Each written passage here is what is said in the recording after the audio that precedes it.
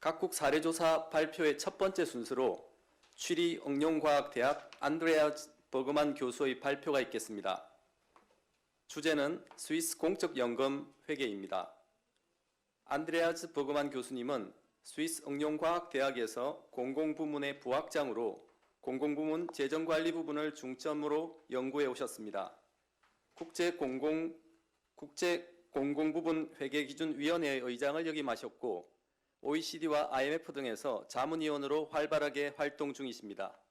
안드레아스 버그만 교수님 발표 부탁드립니다. 발표 시간은 15분입니다.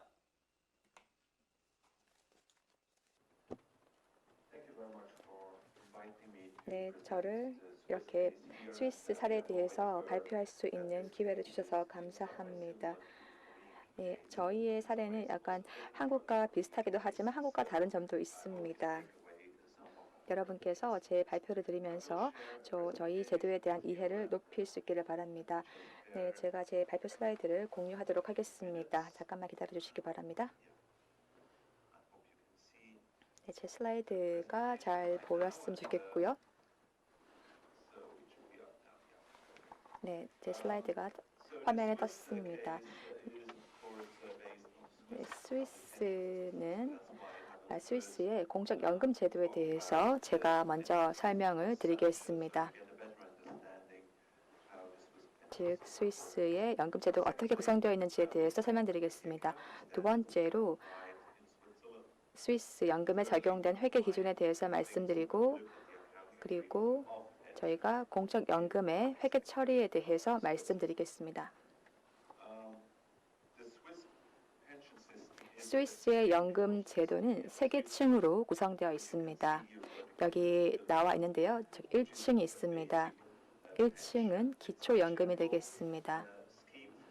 이것은 전 국민이 가입하는 기본적인 연금입니다. 여러분께서 공무원이든 또는 공기업의 직원이든 또는 민간 부분의 종업원이든 상관없이 또는 미취업자라고 하더라도 계속 여러분께서는 이런 국민들이 스위스 모든 국민들이 이 기초연금에 가입할 수 있습니다. 그리고 2층이 있습니다. 2층은 직업적 혜택 제도입니다. 이것은 근로자라고 한다면은 공무원이든 또는 민간 부분이든 또는 공기업의 종업원이라고 한다면 가입이 가능한데, 하지만 어떤 부문에 있는가에 따라서 다른 연금 제도가 적용됩니다. 하지만 근거법은 동일합니다. 여기에 관련된 근거법이 나와 있습니다. 이것은 부문과 상관없이 동일한 근거법에 적용됩니다.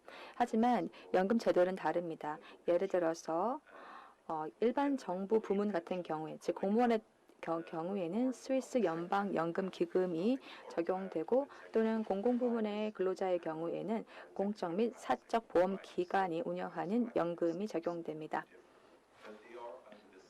하지만 이 모두 2층에 해당하는 연금 제도입니다. 그리고 3층은 개인연금을 의미합니다. 네, 세제 혜택으로 인해서 개인이 자발적으로 가입하는 연금입니다. 이것은 고용 상태와 상관없이 개인이 가입할 수 있는 연금입니다. 제 발표에서는 이렇게 제가 오렌지 색으로 표시를 한 부분에 대해서 설명을 드리겠습니다. 이게 공적연금에 해당하는 것인데요. 네, 1층에 해당하는 연금과 그리고 공무원 연금이라고 할 수 있는 2층의 연금 제도에 대해서 설명드리겠습니다. 그렇다면 적용되는 회계 기준은 무엇일까요? 2007년 이후로 입세스, 즉 국제공공부문 회계 기준을 적용했습니다. 연방정부 그리고 5개의 대형주에 대해서는 입세스 기준을 적용하고 있습니다. 하지만 규모가 작은 주라든지 군에 대해서는, 자치시라든지 군에 대해서는 이 Harmonized Accounting Model 2를 적용합니다. 이것은 입세스의 약식 버전이라고 볼 수 있습니다. 즉 약간 좀 간소화된 입세스 기준이 적용된다고 보시면 되겠습니다. 그리고 다음으로 민간 부분에 적용되는 소규모 기업에게 적용되는 회계 기준이 있습니다. 제가 여기에 심볼을 표시했는데요. 그리고 연금 기금 자체에 적용되는 회계 기준이 있습니다. 네, 여기 나와 있는 회계 기준은 회계 기금에 적용되는 것입니다. 네, 고용주뿐만이 아니라 연금 기금 자체에 적용되는 기준이 되겠습니다. 그리고 스위스의 대형 기업의 경우에는 IFRS 국제 회계 기준이 적용되겠습니다. 이 IFRS의 기준 중에서 이 IAS 19 종업원 급여 기준이 적용되겠습니다. 입세스는 아까 말씀드린 것처럼 연방 정부 그리고 또 규모가 큰 5개 주에 적용됩니다. 1층의 연금의 경우에는 입세스 42가 적용되겠고 그리고 이것은 2021년부터 적용되겠습니다. 그리고 2층 같은 경우에는 입세스 39가 적용되는데요. 입세스 2 같은 경우에는 보시다시피 2층 연금에는 입세스 42가 적용될 수 없습니다. 1층 같은 경우에는 국민연금이고 이것은 종업원과 관련된 퇴직연금이 아니기 때문입니다. 이것은 사회보장급여로서 보기 때문에 입세스 42가 적용됩니다. 그런데 2층의 경우에는 이것은 종업원과 관련된 제도이기 때문에 입세스 39 종업원 급여 기준이 적용되겠습니다.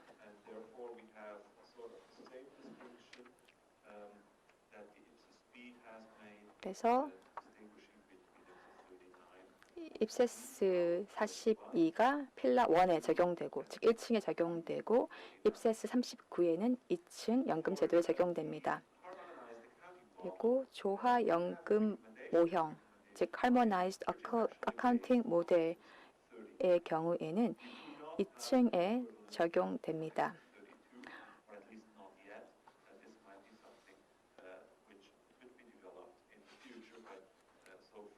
입세스 42는 2021년부터 1층에 적용되고요.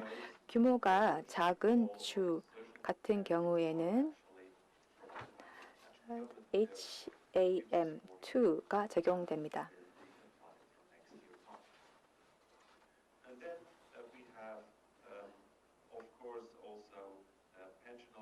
다음으로 기업의 연금 의무를 다루는 스위스 갭 FER 16이 2층 연금 제도 그리고 또 연금 기금의 경우에는 스위스 갭 FER 26이 적용됩니다. 그리고 말씀드린 것과 마찬가지로 대형 기업의 경우에는 IAS 19가 적용됩니다. 그럼 좀 자세하게 설명드리겠습니다. 1층 기초연금보험입니다. 2020년까지 올해가 마지막인데요. 올해를 마지막으로 현금주의에서 발생주의로 변경이 되겠습니다. 현재로서는 이제 현금주의를 적용하고 있습니다만 2021년부터 입세스 42가 적용될 것이기 때문에 발생주의 회계 제도로 전환됩니다.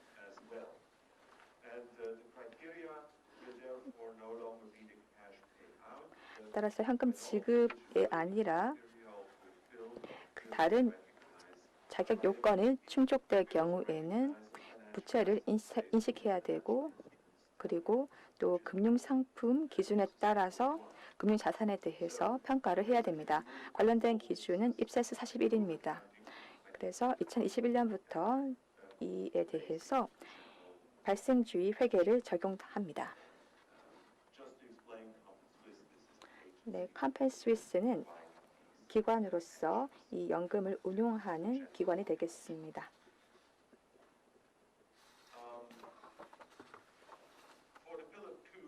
2층 연금 제도는 좀 다른 기준이 적용되겠습니다. 이런 직업적 혜택을 제공하는 그 기관의 주체에 따라 달라지게 되어 있습니다. 네, 연방 정부에는 입세스 39를 적용해서 부채를 인식합니다.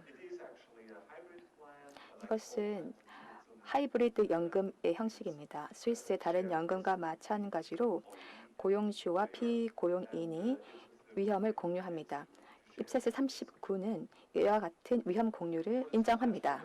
그리고 주정부의 경우에는 규모가 큰 주의 경우에는 제니바 바젤 같은 그런 규모가 큰 주 같은 경우에는 입세스를 적용합니다. 그래서 이들의 연금 역시 연방 정부와 동일한 기준을 적용합니다. 그리고 규모가 적은 주 같은 경우에는 민간 부분을 적용하는 기준을 적용합니다. 또는 지방 정부 같은 경우에는 이런 권고안 9를 적용합니다. 이것은 입세스 39의 간소화된 형태라고 볼 수 있습니다. 일반적으로 이들은 다 부채를 인식하지만 부채를 좀 더 복잡하게 측정하느냐 또는 좀 더 간소하게 측정하느냐가 차이가 되겠습니다. 그리고 또 주석 공시와 관련된 기준도 다릅니다. 그리고 금융공기업과 비금융공기업 같은 경우에는 IAS 19를 적용하거나 정말 규모가 큰 경우에는 IAS 19를 적용합니다. 스위스콤 같은 그런 기업들이 해당하겠고요. 또는 스위스갭 FER 16을 적용합니다. 만약에 규모가 좀 더 적거나 중간 기업의 경우에는 그러합니다. 그래서 제가 말씀드릴 수 있는 것은 아까 이전에 들은 것처럼 스위스에 있는 모든 기관들이 부채를 다 인식한다는 것이고 그리고 직업적 혜택 관련된 연금의 경우에는 약간 다른 기준을 적용할 수 있다는 것입니다. 일부는 입세스를 활용하고 어떤 경우에는 하모나이즈 어카운팅 모델을 사용할 수도 있고 또 일부의 경우에는 민간 부문의 기준을 적용한다는 것입니다. 네, 연금 제도와 관련된 회계 기준입니다. 스위스의 연금 제도는 스위스 갭 FER 26을 적용합니다. 물론 이것도 발생주의에 기반해서 부채를 표시해야 됩니다. 약간 이것은 스위스의 특화된 연금이기 때문에 입세스 기준이 아닌 스위스의 자체적인 연금 기준을 회계 기준을 적용합니다. 네, 결론입니다. 스위스는 기초연금과 지출연금, 즉 사회보장급여의 연금과 그리고 직업적 혜택 제도 간에 분명하게 분리가 됐다는 것입니다. 그래서 1층 연금 제도와 2층 연금 제도, 즉 직업적 혜택 제도 간의 분리가 명확합니다. 이것은 회계에 상당히 도움이 됩니다. 왜냐하면은 이렇게 분리된 것에 따라서 다른 회계 기준을 적용할 수 있기 때문입니다. 사회보장급여의 경우에는 현재까지는 현금주의 회계를 적용하지만 2021년부터는 입세스 42 기준을 적용하게 되겠습니다. 그리고 종업원 급여의 경우에는 입세스 39를 적용하거나 또는 햄2 넘버 9 또는 스위스갭 FER 16 또는 IAS 19를 적용합니다. 이 모든 기준이 모두 부채 인식을 요구합니다. 물론 산출의 방법은 약간 다를 수가 있겠지만 기본적으로 회계 처리 방식은 비슷합니다. 그리고 마지막으로 연금 제도에 대한 회계입니다. 현재로서는 국제 기준이 없기 때문에 그렇기 때문에 스위스갭 FER 26을 적용합니다. 네, 경청해 주셔서 감사드립니다. 추후에 있을 패널 토론에 대해서 많은 기대를 갖고 있습니다. 감사합니다. 네, 안드레아즈 교수님, 스위스는 지금 아침 6시 30분으로 알고 있습니다. 웹 심포지엄을 위해 이런 시간에 참여해 주셔서 다시 한번 감사드립니다. 이번에는 두 번째 순서로 프랑스 공적연금 회계에 대해 들어보도록 하겠습니다. 프랑스 국가회계기준위원회의 파비엥 꼴리군용 시니어 매니저께서 프랑스 연금 체계와 쟁점에 대해 발표해 주시겠습니다. 파비엔 클리군용 시니어 매니저님은 회계법인과 프랑스 금융감독원에서 일한 경험을 토대로 현재는 프랑스 국가회계기준위원회 시니어 프로젝트 매니저로 활동하고 계십니다. 또한 국제공공부문 회계기준위원회의 자문그룹인 캑의 멤버이십니다. 파비엔 콜리군용 시니어 매니저님 발표 부탁드립니다. 발표 시간은 동일하게 15분입니다. 저에게 이렇게 심포지엄에서 프랑스의 공적 연금 회계 처리에 대해서 발표할 수 있는 기회를 주셔서 감사합니다. 이 프랑스의 공적 연금 회계와 관련한 법들이 있는데요. 그래서 그에 대해서 이야기를 한 다음에 공적 연금이 구조, 그리고 현재 논의 중인 주요 쟁점, 또 미래 개혁 가능성에 대해서 말씀을 드리도록 하겠습니다. 자, 이 주제에 따라서 제가 이 도표를 준비했는데요. 이 도표를 보시면은 전반적인 프랑스의 연금 제도를 보실 수 있을 것입니다. 이 도표를 보시면은 가늠하실 수 있겠지만 42개의 서로 다른 연금 제도가 프랑스에 존재합니다.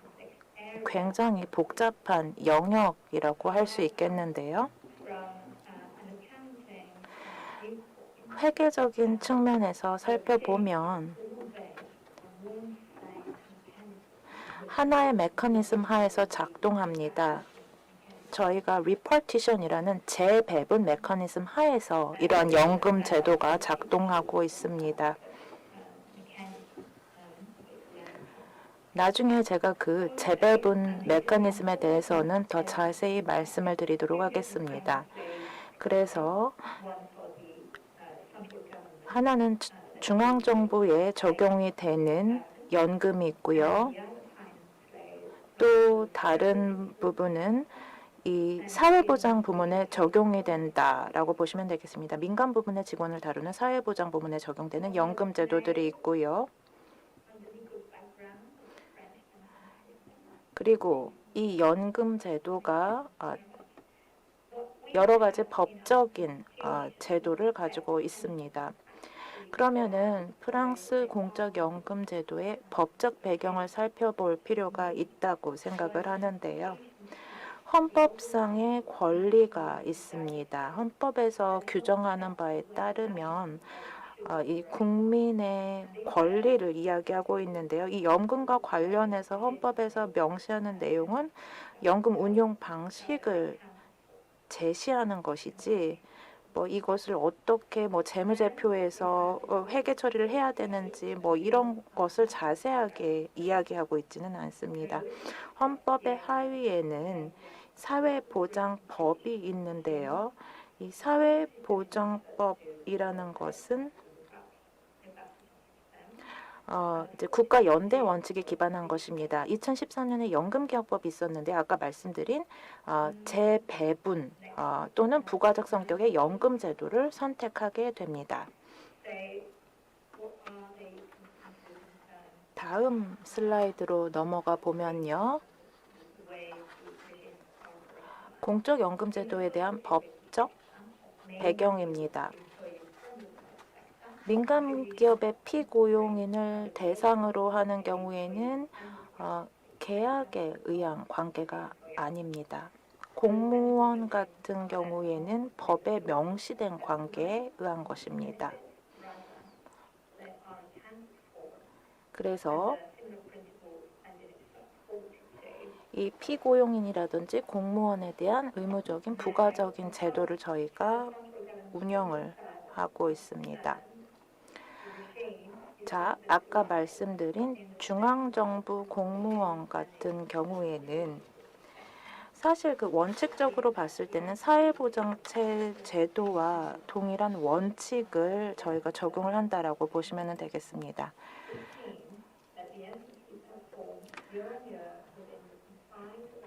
즉, 시스템에 따라서 이 납부된 기여금과 사회급여 사이에 직접적인 상관관계가 없고 또 납부된 기여금은 같은 해당 동안의 연금급여로 지급되는 그런 내용을 가지고 있습니다. 그래서 이것이 장기적인 부채로 재무제표에 중앙정부의 재무제표에 기록이 되지는 않습니다. 그래서 사회보장연금제도는 입사스 39 종업원 급여의 범위에 속하지 않는다. 그보다는 사회보장급여에서 유사한 원칙에 따라 회계 처리된다고 말씀드릴 수 있겠습니다.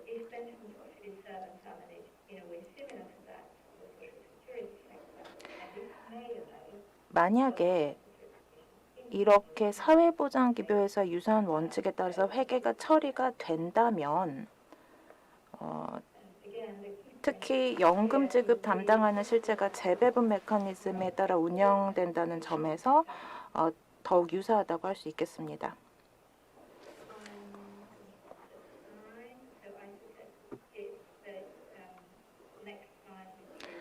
자, 다음 슬라이드로 넘어가도록 하겠습니다. 사회보장 부문의 그 조직에 대해서 제가 나열을 해 놓았는데요.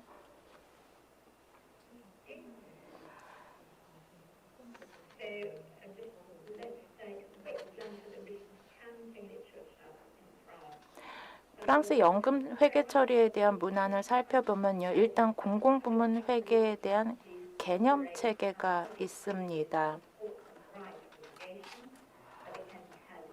그래서 이 개념 체계에 따르면 이 공공정책을 운영하는 보고 실체가 이들의 이들 권리라든지 의무에 대해서 보고하다라고 되어 있는 것이 개념 체계입니다.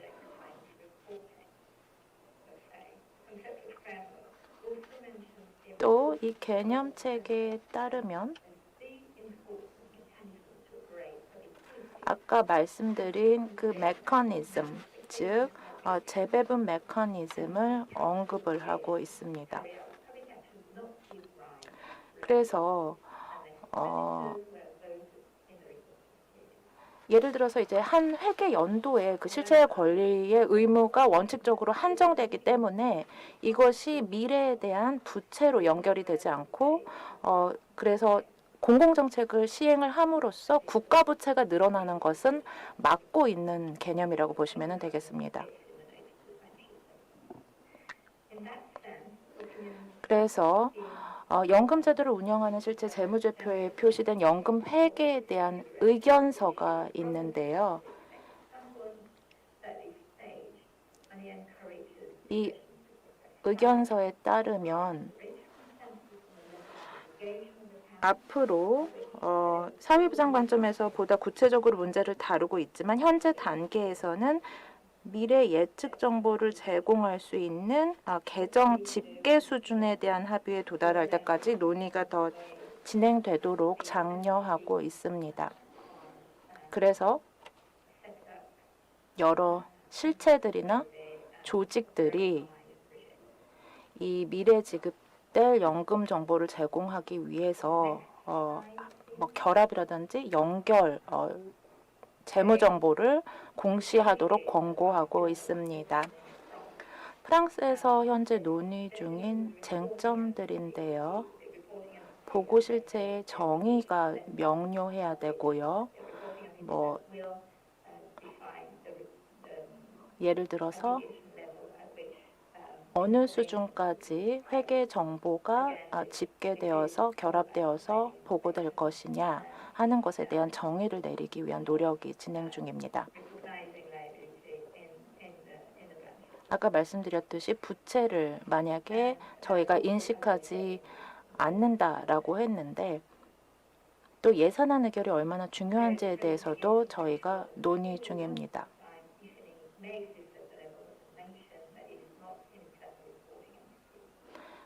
그리고 제도의 지속성을 보증하는 현재 의무가 보고 실체로 간주되지 않는 국가 수준에 존재 가능하다라고 이야기를 하고 있습니다. 지금 여러 실체가 상당히 높은 수준의 정보를 현재 제공을 하고 있는데요. 이 연금 정책을 운용하는 개별 실체들은 사실 연금 지급 의무 책임을 지지 않는다라고 저희가 합의에 도달했습니다. 또 쟁점 중에 하나는요. 중앙정부와 또 다른 사회보장 실체들 간의 재무제표 표시 정보의 일관성을 제고해야 된다라고 논의가 진행 중입니다.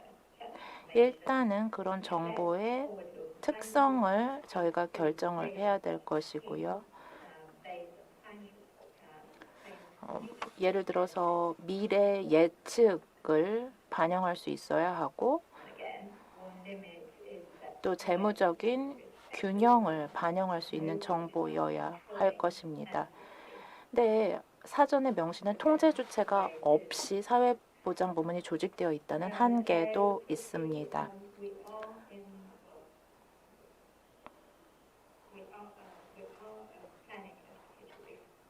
미래 개혁에 대한 이야기가 지금 진행 중인데요. 코로나19 사태로 인해서 그 속도가 지금 느려지고 있는 것은 사실입니다. 아까 말씀드렸듯이 제도가 42개의 연금 제도로 구성이 돼서 굉장히 복잡하다라고 말씀을 드렸고 연금 제도가 불평등하다는 인식이 강합니다. 그래서 지금 개혁에 대한 논의는 계속해서 진행이 되고 있습니다.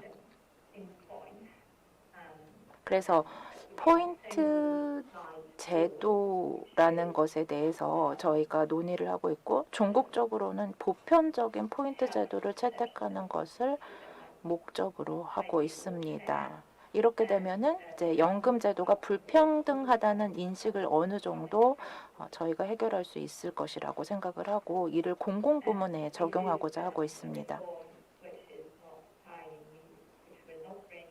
이게 뭐 하루아침에 저희가 갑자기 나온 이야기는 아니고요. 몇십 년 동안 사실 이 프랑스 제도가 포인트 제도가 프랑스에서 운영이 되어 왔습니다. 50년 이상 운영이 되어 왔고요. 하지만 그럼에도 불구하고 이것을 어떻게 보충하고 보완을 할지, 회계적인 처리는 어떻게 할지에 대해서 저희가 결정을 할 필요가 있습니다.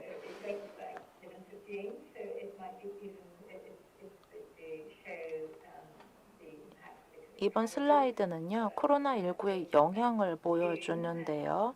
2020년 6월 자료에 따르면 이런 코로나19의 영향이 있었습니다. 연금 지출이 감소하고 수익도 감소했었습니다. 경청해 주셔서 감사하고요. 여러분 혹시 질문 있으면 해주시기 바랍니다. 네, 프랑스 역시 매우 이른 시간입니다. 아침 7시 정도 되었을 텐데요. 이른 아침부터 준비해 주신 파비엔 꼴리군용 시니어 매니저님 감사드립니다. 네, 각국 사례조사 발표 세 번째 순서로 일본 국학원 대학의 료타 카네쿠 교수가 일본의 공적연금 회계를 주제로 발표해 주시겠습니다. 료타 카네쿠 교수님은 일본의 공공부문 회계 전문가로 일본 국학원 대학원에서 회계학을 가르치고 계시고 미국과 일본의 공인회계사이십니다. 일본 공인회계사의 정부회계연구위원과 일본 정부 내 비영리회계기준위원회 위원으로 활동 중이십니다. 료타 교수님 발표 부탁드리겠습니다. 네, 안녕하십니까? 소개 감사합니다. 저는 일본의 로타 카네큐 교수입니다. 오늘 이 심포지엄에서 발표를 할 수 있는 기회를 갖게 되어서 매우 기쁘게 생각합니다. 오늘 저는 일본의 공적연금 회계를 주제로 발표드리겠습니다.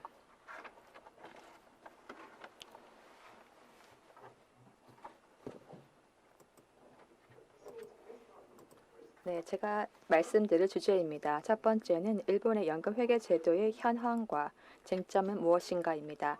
두 번째는 발생주의 회계 제도가 도입된 이유와 그 방법은 무엇인가입니다. 그리고 세 번째 주제는 연금 회계의 과제는 무엇인가입니다. 먼저 일본의 연금 회계 제도 현황입니다. 일본은 두 개 층으로 구성된 연금 제도를 갖고 있습니다. 하나는 국민연금이고 두 번째는 바로 후생연금인데요. 네, 첫 번째가 국민연금, 즉 기본연금이고 두 번째는 후생연금입니다. 국민연금은 모든 국민이 가입하는 것이고 후생연금은 모든 근로자가 가입하는 것입니다. 즉 공무원을 포함한 모든 근로자를 포함합니다. 과거에는 공무원이 가입하는 연금이 따로 있었지만 2015년에 통합되었습니다. 그리고 지급 계획과 관련해서는 부과 방식을 적용하고 있습니다. 다시 말해서 현 세대가 납부한 보험료가 그 당시 수급자에 대한 급여로 충당된다라는 것입니다. 하지만 연금 적립금이 존재합니다. 즉 보험금에 따라서 연금 재원이 정해지지만 그에 더해서 연금 적립금이 있습니다. 미래에 연금 지급금을 대비한 적립금이 존재합니다. 특히 노령화를 대비하여서 그러합니다. 적립금에 대한 내용입니다. 적립금의 규모는 120조 엔에 달하는 규모입니다. 이러한 적립금을 가능한 오래 유지하는 것이 필요하며 이러한 연금 적립금을 향후에 잘 활용하는 것이 필요합니다. 그렇기 때문에 이런 연금 적립금의 운용이 중요하겠습니다. 그럼 어떠한 문제가 저 연금과 관련하여서 있는지에 대해서 말씀드리겠습니다. 많은 OECD 국가와 마찬가지로 일본은 출산율이 하락하고 있고 또 인구 노령화가 진행되고 있으며 평균 기대 수명이 증가하고 있습니다. 평균 수명이 증가하고 있습니다. 이러한 요소로 인해서 연금 급여가 부족해지고 있기 때문에 연금 개혁이 필요합니다. 그럼에도 불구하고 연금과 관련된 긍정적인 요인이 있습니다. 코로나 이전에는 완전 고용에 달했었고요. 그리고 실업률이 상당히 낮았습니다. 그리고 현재 일본에서는 기업에서 여성 근로자의 수가 증가하고 있습니다. 그렇기 때문에 그리고 또 과거에 비해서 2000년에 기대했던 것보다 더 높은 투자 수익률을 달성했습니다. 그리고 또 현재 정년이 증가하고 있습니다. 70세, 75세까지 정년이 연장되고 있습니다. 네, 75세의 노인들도 일을 하는 경우도 흔합니다. 이러한 긍정적인 요인이 있긴 하지만 연금 개혁이 미래를 위해서 필요합니다. 그렇기 때문에 연금 보험료의 인상이 필요하고요. 그리고 연금 지급액을 낮출 필요가 있습니다. 그렇기 때문에 일본에서는 연금 개혁을 진행했고 가장 규모가 큰 연금 개혁은 2004년에 진행되었습니다. 당시에 거시 경제 슬라이드를 도입했는데 다시 말해서 연금 수준을 조정했다라는 것입니다. 즉 현재 미래 연금 수급자 모두에 대한 연금 수준을 조정했다라는 것입니다. 이러한 연금 개혁을 성공적으로 진행하기 위해서는 공시가 필요합니다. 그리고 연금 제도의 투명성을 강화할 필요가 있습니다. 그렇기 때문에 발생주의 회계를 적용하고 있습니다. 보시는 것은 일본 정부 재무제표의 개괄입니다.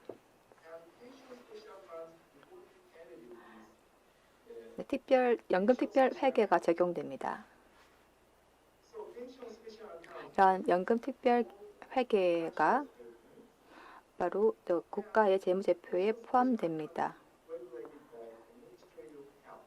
보건 후생성에서 이 연금 특별 회계를 관리하고 있으며 이것을 후생성의 재무제표에 포함되고 있습니다. 그 외에도 17개, 총 17개의 특별 회계가 있고 연금 특별 회계는 그중 하나입니다. 각 부처별로 자신들의 재무제표를 작성합니다. 이러한 각 부처의 재무제표가 국가 전체 재무제표에 포함됩니다. 네, 이 중 하나가 연금 특별회계입니다. 다음 슬라이드에서는 일본에서 이용을 하고 있는 재무제표와 법령에 대해서 말씀을 드리도록 하겠습니다. 재무제표에는 대차대조표, 업무비용 계산서, 자산 부채 차액 명세서, 수지 계산서, 명세서가 있습니다. 입사스처럼 저희는 저희만의 기준을, 회계 기준을 적용을 하고 있습니다. 이와 관련한 일본의 법령을 살펴보면요. 재정법이 있습니다. 재정법에 따르면 예산은 현금을 기준으로 하도록 하고 있습니다. 이것이 의미하는 바는 발생주의 정보와 현금주의 정보가 공존한다는 것입니다. 재정법에 따라 예산은 현금을 기준으로 하게 되고, 발생주의 같은 경우에는 여러분이 아시다시피 복식부기 방식입니다. 일본에서는 이 발생주의 정보와 현금주의 정보를 모두 확보하고, 발생주의 정보를 저희가 기록을 할 때는, 계상을 할 때는 현금주의 정보를 조정을 해서 작성을 하게 되고요. 그 결과물이 감사를 받게 됩니다. 그래서 회계감사원이라는 기구에 의해서 감사를 받게 됩니다. 저희의 연금 부채가 어떻게 계상이 되는지 보여드리도록 하겠습니다. 특별 연금 회계의 한 페이지를 제가 예로 보여드리고 있는데, 한쪽에 자산이 계상이 되고요. 현금 그리고 연금 신탁 기금이 대부분의 자산을 차지하고 있습니다. 여기에 이제 적립금이 있죠. 그리고 오른쪽에 부채 부문을 보시면은 공적연금 예치금이 표시가 되어 있습니다. 120.8이라고 표시가 되어 있는데요. 120조 일본 옌을 표시하는 것입니다. 이 현금 그리고 연금 신탁 기금이 그 연금 지급과 연결이 되어 있습니다. 이것은 다른 목적으로 사용될 수 없습니다.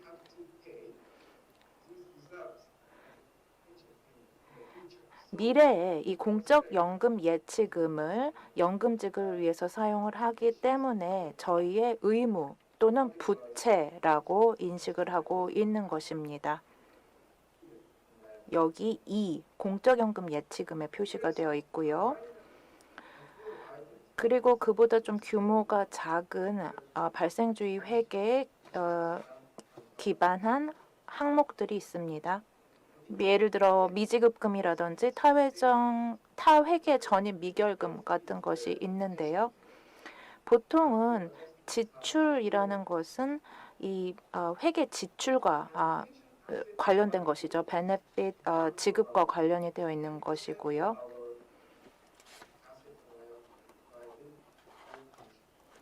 전체 국가의 10% 정도 자산 부채를 보실 수 있는데요.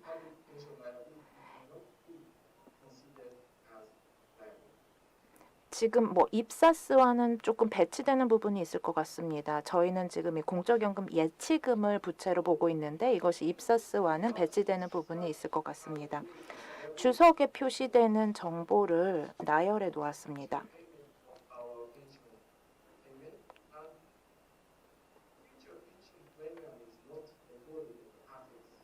자산 쪽에 미래 보험료에 대해서는, 연금 보험료에 대해서는 계상하지 않습니다. 주석에 표시하고 있는데요. 2019년의 재정 검증이 상당히 중요한 의미를 가지는데요. 미래에 연금 보험료를 기록을 하고 있습니다. 여러 시나리오에 따라서, 예를 들어서 임금 인상률이라든지 아니면은 다른 요소들, 기대 수명 등을 기반을 해서 재정 검증을 2019년에 했는데요. 5년마다 저희가 재정 검증을 하고 있습니다. 보통은 연금에 대한 정책은 이 재정 검증에 기반을 해서 입안이 되는 경우가 많습니다. 하지만 회계사들이 하는 것이 아니라는 문제가 있습니다. 회계 전문가들이 이 정보를 제공을 하는 것은 아닙니다. 그래서 이제 결론적으로 요약을 하자면요. 연금 회계를 위한 과제를 저희가 가지고 있습니다. 지금 저희가 발생주의 회계를 적용을 하고 있는데요. 아까 말씀드렸듯이 특별연금 계정을 저희가 운영을 하고 있습니다. 자산에는 보통 기금이 들어가게 되고요. 부채에는 연금 예치금이 들어가게 됩니다.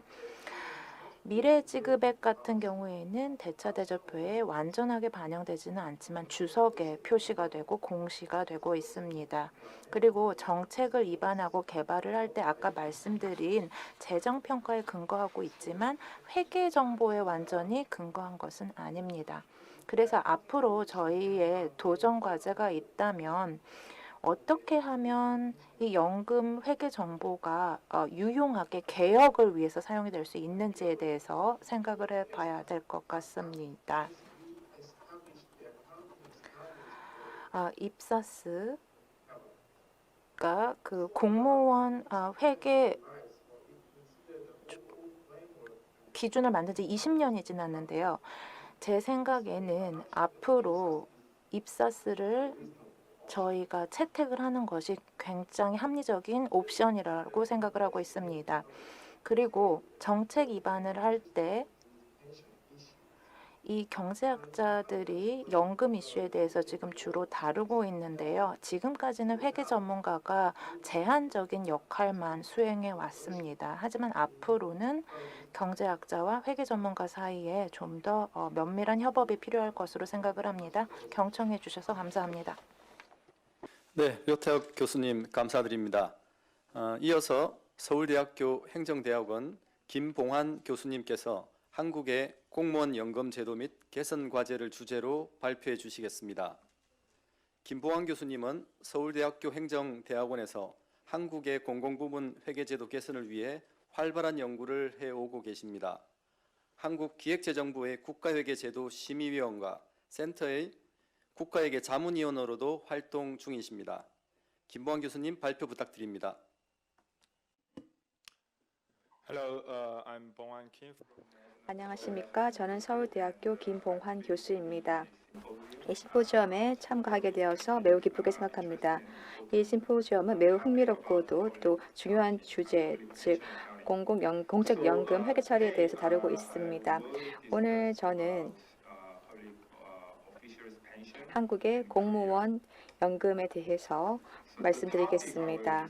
제가 오늘 말씀드릴 주제는 한국의 연금 체계이고, 다음으로 제가 한국의 공적연금 제도의 개괄에 대해서 말씀드리고, 다음으로 연금 충당 부채의 인식 및 측정 방법에 대해서 말씀드리고, 그리고 현황과 추이에 대해서 분석하고 나서 연금 충당 부채에 관련된 쟁점에 대해서 말씀을 드리겠습니다. 마지막으로 연금 충당 부채 제도 개선 방향에 대해서 말씀드리겠습니다. 먼저 한국의 연금 제도에 대해서 말씀드리겠습니다. 네, 이 표에서 보시다시피 한국의 연금 체계는 4개 층으로 구성되어 있습니다. 0층은 바로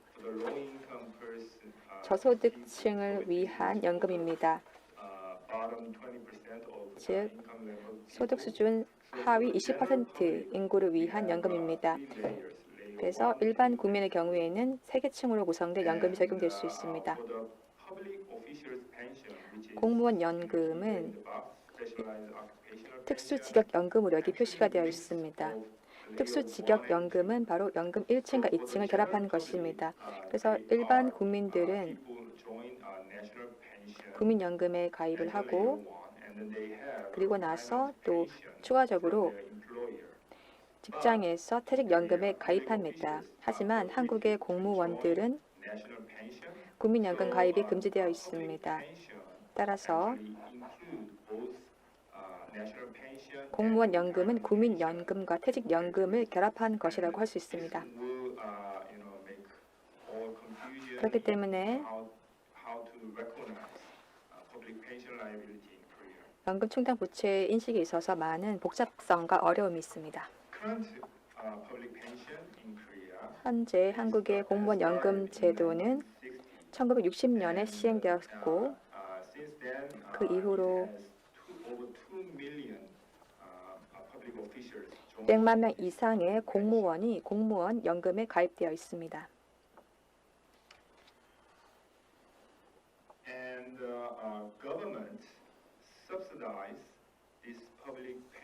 이런 공무원 연금에 대해서 정부가 약 2조 원 정도의 정부 보전금을 추가적으로 부담하고 있습니다. 그 이유는 매년 공무원 연금의 지출이 수입을 초과하기 때문입니다.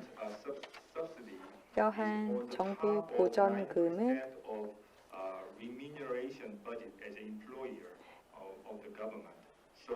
국가 또는 지방자치단체가 보수 예산의 9%를 연금 부담금으로 부담하고 있는데 거기에 더해서 연금 재원 부족분이 발생할 경우에 국가가 보전 의무를 지고 있습니다.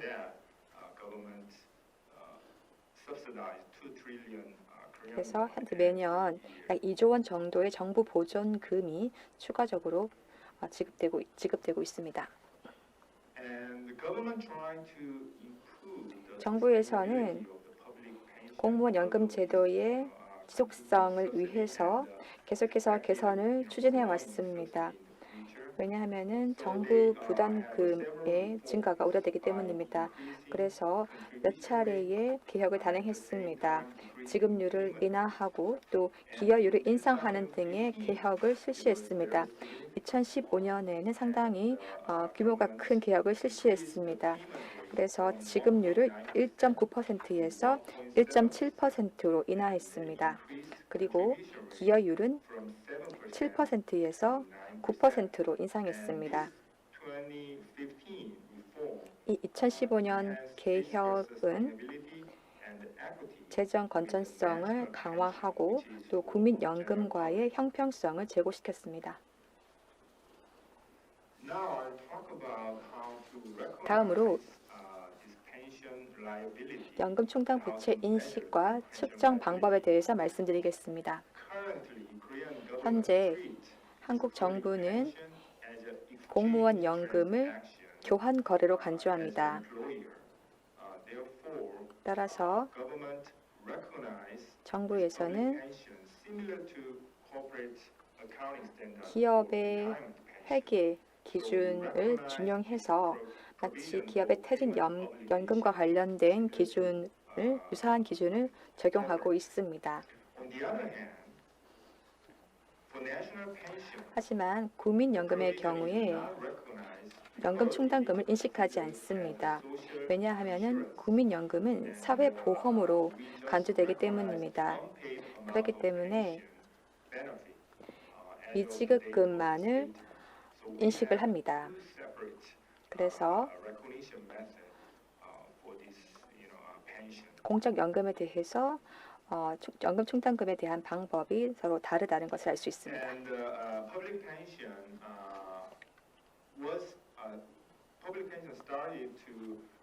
공무원 연금은 이 연금 충당 부채를 예측급여 채무에 기반해서 측정하고 있습니다. 이전에는 누적 급여 채무를 기반으로 해서 측정했지만 현재는 예측급여 채무 방식을 적용하고 있습니다. 다음으로 연금 충당 부채 현황과 추이에 대해서 말씀드리겠습니다. 2019년 연금 충당 부채는 944.2조 원이었습니다. 이 금액은 국가 재무제표상 부채의 절반 이상을 차지합니다. 올해 즉 2020년 연금 충당 부채는 1,000조 원을 넘어설 것으로 예상됩니다. 상당히 큰 금액입니다.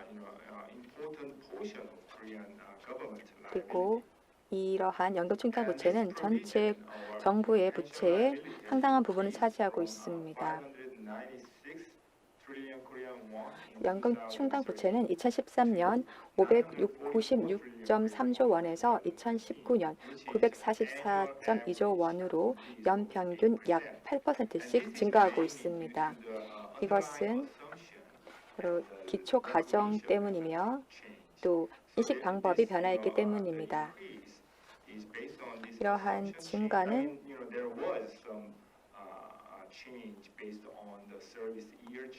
물론 근무 기간의 변경에 따라서 금액이 변한 것도 있지만 기초 가정 또는 보험 수리적 가정의 변경으로 인해서 연금 충당 부채 금액이 크게 변동하는 양태를 보이고 있습니다.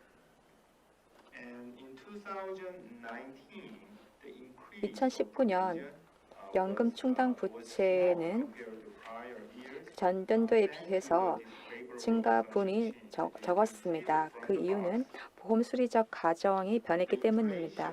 표에서 보시다시피 적용된 물가 상승률이 변경되었고 또 보수 인상률에 대한 전망이 변경되었습니다. 그에 따라서 연금 충당 부채가 9조 원 정도 하락하는 결과를 가져왔습니다. 이것은 정부 측면에서는 상당히 운이 좋은 것이라 볼 수 있습니다. 왜냐하면 부채를 그만큼 적게 인식할 수 있기 때문입니다. 다음으로 연금 충당 부채와 관련된 쟁점에 대해서 말씀드리겠습니다. 연금 충당 부채는 재정 상태를 평가하는 주요 지표로 활용되고 있습니다. 왜냐하면 연금 충당 부채의 금액이 상당히 크기 때문입니다. 하지만 연금 충당 부채의 변동성이 크다는 것을 알 수 있습니다. 그에 따라서 재정 건전성이 과대 또는 과소평가될 위험이 있습니다. 여기 두 개의 표가 나와 있습니다. 할인율이 0.5%포인트 하락하게 되면 연금 충당 부채 금액이 크게 변한다는 것을 알 수 있습니다. 이러한 금액은 전체 정부 부채의 상당한 부분을 차지합니다. 이러한 보험 수리적 가정의 변동에 따라서 연금 충당 부채의 금액이 크게 변하는 것을 알 수 있습니다. 두 번째 쟁점은 제가 이전에 말씀드린 것과 마찬가지로 한국의 공무원 연금 제도는 교환 거래와 비교환 거래 성격을 모두 포함하고 있습니다. 왜냐하면 공무원들은 국민연금에 가입할 수가 없기 때문입니다.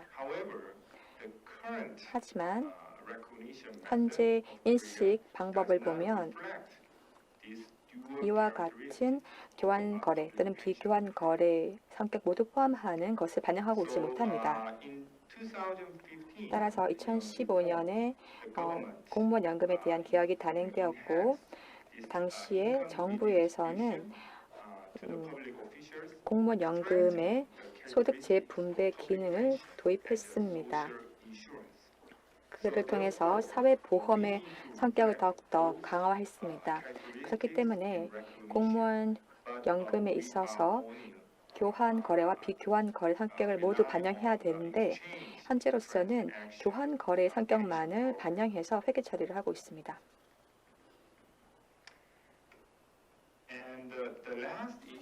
마지막 쟁점에 대해서 말씀드리면 연금 충당 부채의 포괄 범위에 대한 것입니다. 현재 공무원 연금은 중앙정부뿐만 아니라 지방정부 공무원 모두를 다 반영합니다. 그렇기 때문에 국가재무제표 작성 범위와 연금 충당 부채 포괄 범위가 불일치하는 문제가 발생합니다.